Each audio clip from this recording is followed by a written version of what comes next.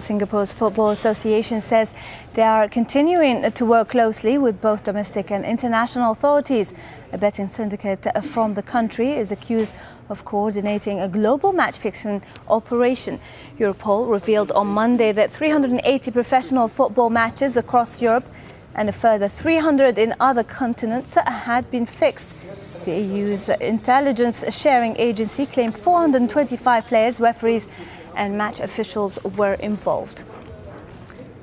Well, according to football columnist Neil Humphreys, Singapore has been ignoring the problem for a long time.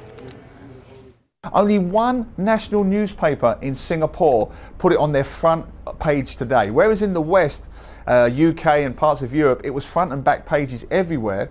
In Singapore, in some newspapers, it was buried. It was buried in either the sports section or in a smaller section of page 3, 4, 5, 6 and 7.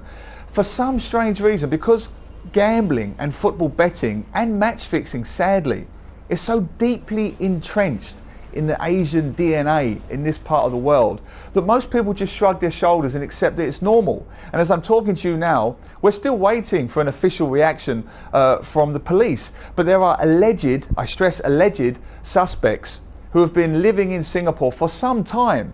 And the question has to be asked, why hasn't more been done to at least find these guys and question them? Well, joining me now is Mr. Haynes Palmer, who is the Business Development Director for the International Centre for Sports Security. Mr. Haynes, thank you very much for joining us. First, you've heard Mr. Humphreys, who we interviewed earlier on. He was saying that this problem has been going on for many years in Singapore and it's been ignored, the match-fixing problem. I mean, who should be doing more on this, local police or the football governing bodies like FIFA? Good afternoon. Thank you for inviting me.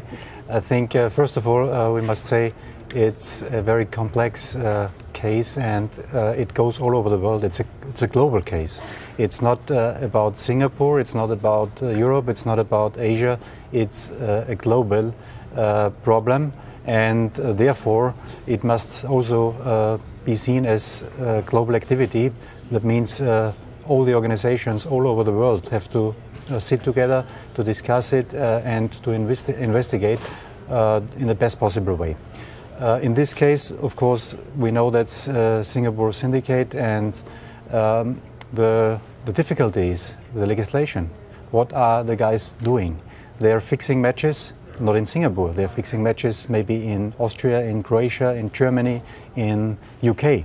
How can you approach and how can you deal with this? That's the question. And we, as the ICSS, the International Centre for Sport Security, it's one of our main business fields to work around this. So if one of them have came to you for help, what would you recommend to these organizations? How would you help them?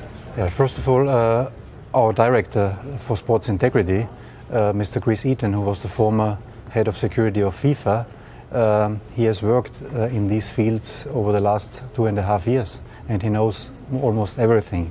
All the investigations, everything what came up now with the press conference yesterday, there is no secrets behind. Many of these stories have been distributed, published over the last 2 years. So yesterday it was more or less a summary of everything, and it was very important to raise all these stories and yes, to open more or less the discussion.